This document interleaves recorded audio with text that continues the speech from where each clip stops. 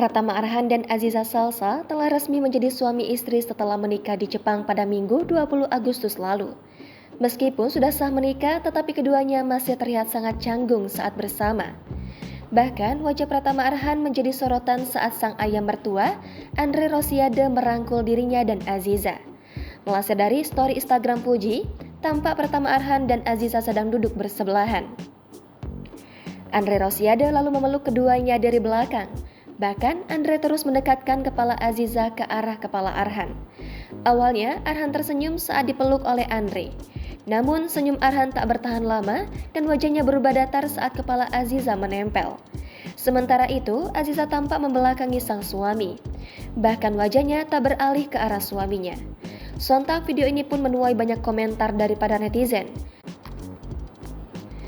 Bahkan isu tentang perjodohan keduanya mencuat tajam. Sebelumnya beredar kabar jika pernikahan Pratama Arhan dan Aziza Salsa adalah karena dicodohkan. Apalagi tak pernah tercium kedekatan keduanya dan mendadak mereka membagikan kabar pernikahan di Jepang. Arhan juga baru saja putus dengan kekasihnya Marcella Aprilia pada beberapa bulan lalu. Sedangkan Aziza masih belum menghapus foto mantan kekasihnya di Instagram. Namun keduanya tak memberikan tanggapan perihal kabar ini. Jangan lupa subscribe, share, komen, dan like ya!